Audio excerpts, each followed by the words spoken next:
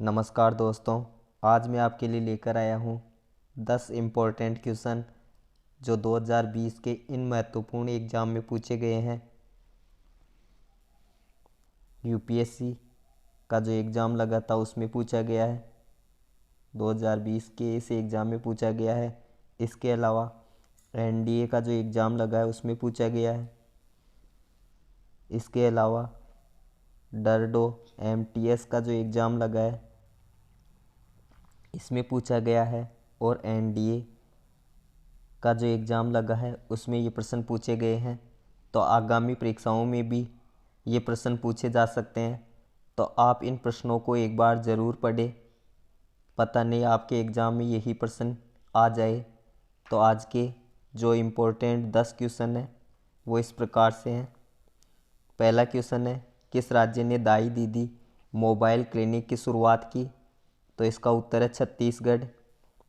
इसके बारे में और फैक्ट क्या है ये भी जान लेते हैं। छत्तीसगढ़ राज्य के मुख्यमंत्री ने आयरन लेडी, जो पूर्व प्रधानमंत्री स्वर्गीय इंदिरा गांधी की जयंती के अवसर पर राज्य की महिलाओं के लिए स्पेशल दाई दीदी क्लिनिक सेवा की शुरुआत की थी। क्लिनिक सेवा के अंतर्गत क्लिनिक गाड़ियों में केवल महिला मरीजों को निःशुल्क इलाज की सुविधा मुहैया कराई गई है। छत्तीसगढ़ राज्य में बड़े स्तर पर रायपुर, भिलाई और बिलासपुर जैसे जिलों में महिलाओं को दाई दीदी क्लिनिक के अंतर्गत स्वास्थ्य सेवाएं मुहैया कराई गई है। तो ये था इस प्रश्न का महत्वपूर्ण फैक्ट, जिसमें रायपुर, भिलाई और बिलासपुर जैसे जिलों में महिलाओं को दाई दीदी क्लिनिक के अंतर्गत स्वास्थ्य सेवाएं मुहैया कराई गई है। अगला क्वेश्चन है, किस बैंक ने कार्डलेस ईएमआई सुविधा शुरू करने की घोषणा की है? तो इसका सही उत्तर है आईसीआईसीआई बैंक। इसके बारे में महत्वपूर्ण तथ्य हैं। आईसीआईसीआई बैंक ने रिटेल स्टोर्स में भुगतान प्रणाली को पूरी तरह से डिजिटल करने के उद्देश्य से कार्डलेस ईएमआई सुविधा शुरू की है। आईसीआईसीआई बैंक की इस पहल के माध्यम से लाखों फ्री अप्रूव्ड ग्राहक अपने मन पसंदीदा गैजेट एवं घरेलू उपकरण आसानी से खरीद सकेंगे। इस सुविधा का आनंद उठाने के लिए ग्राहक को अपने मोबाइल फ़ोन और पेन का उपयोग करना होगा, बाकी उन्हें किसी पर्स और कार्ड की ज़रूरत नहीं पड़ेगी। अगला क्वेश्चन है, द लॉन्च पुस्तक द लास्ट क्वीन के लेखक कौन है? तो इसका सही उत्तर है चित्रा बनर्जी। इसके बारे में महत्वपूर्ण फैक्ट क्या है? लेखिका चित्रा बनर्जी ने अपनी नई पुस्तक द लास्ट क्वीन लॉन्च की। इस पुस्तक को हार्पर कोलिस पब्लिशर्स इंडिया द्वारा पब्लिश किया गया है, और पुस्तक को वर्ष 2021 में औपचारिक रूप से प्रकाशित किया जाएगा। ये पुस्तक रानी लक्ष्मीबाई और पद्मावती के जीवन पर आधारित है, जिसमें उन्होंने उनके जीवन एवं संघर्षों का वृत्तांत किया है। तो एक बार पुस्तक का नाम याद रख लो, द लास्ट क्वीन, और ये इसकी लेखिका है चित्रा बनर्जी, और इसमें रानी लक्ष्मीबाई और पद्मावती के जीवन पर आधारित है।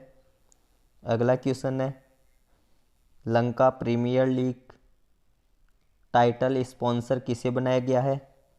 तो इसका उत्तर है MY11 सर्किल या My11 सर्किल को इसका टाइटल स्पॉन्सर बनाया गया है।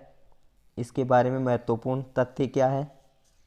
लंका प्रीमियर लीग के नए टाइटल स्पॉन्सर के रूप में My11 सर्किल को चुना गया है, और 2020 में 5 टीमों के बीच आयोजित होने वाले सीजन का टाइटल स्पॉन्सर बना है। यह लीग कुल 15 दिनों के बीच खेली जाएगी, जिसमें कुल 23 मैच होंगे। MY11 सर्किल के ब्रांड एम्बेसडर बीसीसीआई अध्यक्ष सौरव गांगुली है।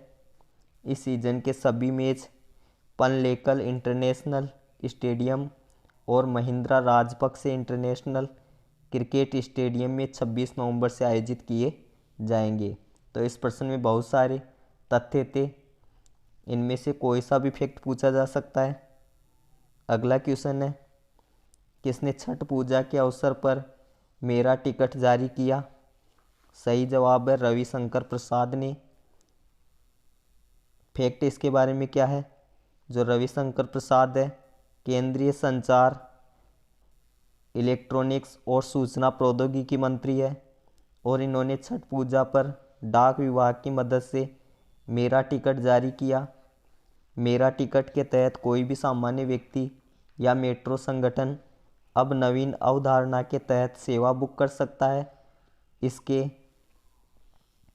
अलावा राज्य मंत्री रविशंकर प्रसाद ने छठ, सादगी और स्वच्छता का प्रत्येक विषय पर भी एक विशेष कवर जारी किया है, तो इनको अच्छी तरह से याद रखना।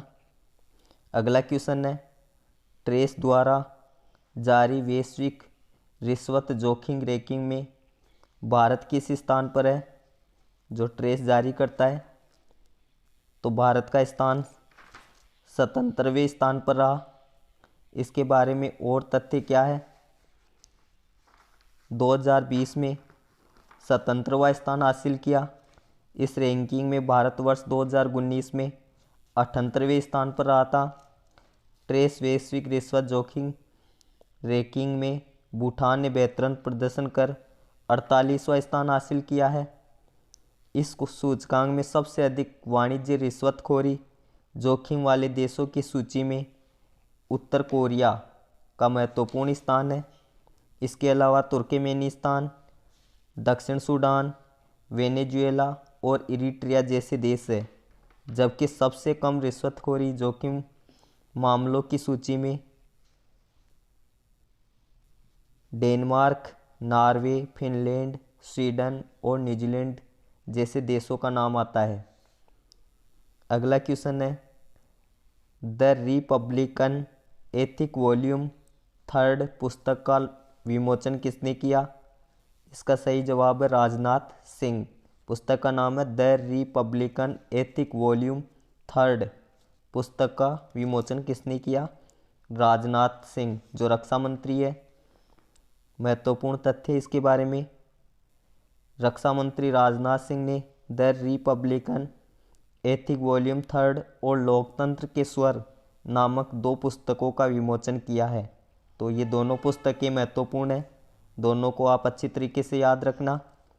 इस पुस्तक में राष्ट्रपति रामनाथ कोविंद के कार्यकाल के 3 वर्षों के भाषणों का संकलन है, जिसमें रक्षा मंत्री राजनाथ सिंह और सूचना एवं प्रसारण मंत्री प्रकाश जावड़ेकर ने मिलकर इसका अनावरण किया है। इस पुस्तक में कोविड-19 से लड़ने के लिए देश में किए गए प्रयासों एवं भारत की सीमा रक्षा को बेहतर बनाने के बारे में भी बताया गया है। अगला क्वेश्चन है, किसने पंचकूला में जीएसटी भवन का उद्घाटन किया? इसका जवाब है एम अजीत कुमार ने। इसके बारे में महत्वपूर्ण तथ्य हैं, केंद्रीय प्रत्यक्ष कर एवं सीमा शुल्क बोर्ड के वर्तमान अध्यक्ष एवं अजीत कुमार ने हरियाणा के पंचकूला में जीएसटी भवन का उद्घाटन किया। केंद्र सरकार ने हरियाणा के पंचकूला में जीएसटी भवन को बनाने में लगभग 30 करोड़ रुपए की लागत आई है। इसके लिए 1.4 एकड़ भूमि अधिकृत की गई है, जिसमें 200 व्यक्तियों के बैठने की क्षमता है। इसके बारे में मुख्य क्वेश्चन और भी आते हैं, जैसे केंद्रीय प्रत्यक्ष कर सीमा शुल्क की स्थापना कब की गई थी? तो इसका स्थापना वर्ष है 1964। और मुख्यालय कहाँ पर स्थित है? तो मुख्यालय नई दिल्ली में स्थित है। अगला क्वेश्चन है, कर्नाटक राज्य का विजयनगर शहर कौन सा जिला बना? सही जवाब है 31वां जिला बना। और कैसे बना? कर्नाटक राज्य सरकार ने विजयनगर साम्राज्य की पूर्ववर्ती राजधानी हम्पी शहर के विजयनगर को 31वां जिला घोषित किया है। विजयनगर जिले को वल्लारी से अलग करके नया जिला बनाया गया है, जिसका नाम विजयनगर साम्राज्य के नाम पर रखा गया है। कर्नाटक राज्य के वर्तमान मुख्यमंत्री कौन है? तो वर्तमान मुख्यमंत्री का नाम आता है बीएस येदियुरप्पा। और कर्नाटक राज्य के वर्तमान राज्यपाल कौन है? तो वजुभाई वाला जो वर्तमान राज्यपाल है वहाँ के। अंतिम क्वेश्चन है, किसे Vatayan life time achievement award से सम्मानित किया गया है? तो इसका जवाब है रमेश पोखरियाल निशंक को Vatayan life time achievement award से सम्मानित किया गया है। केंद्रीय शिक्षा मंत्री है रमेश पोखरियाल, जिन्हें वातायन लाइफ टाइम अचीवमेंट पुरस्कार से सम्मानित किया गया है। यह पुरस्कार रमेश पोखरियाल निशंक को उनके कविता लेखन और अन्य साहित्यकारों में दिए गए उनके महत्वपूर्ण समय के लिए प्रदान किया गया है। उन्होंने मंत्री पद पर रहते हुए प्रमुख व्यापक मुद्दों पर 75 से अधिक पुस्तकों का लेखन किया है, जिसके लिए उन्हें वातायन लाइफ टाइम अचीवमेंट पुरस्कार से सम्मानित किया है। तो आज के इन 10 महत्वपूर्ण प्रश्नों को आप ध्यान से पढ़ना। बताई गई जानकारी और तथ्य परीक्षाओं में पूछे गए सवालों से मैच होते हैं। अगर आप जो बताए गए प्रश्न हैं उन परीक्षाओं में नहीं मिलते हैं तो हमारे कमेंट बॉक्स में ज़रूर आकर के लिखना। अगर आपको जानकारी सही लगी है तो चैनल को सब्सक्राइब करना न भूलना और लाइक के बटन पर लाइक कर देना। थैंक यू, धन्यवाद।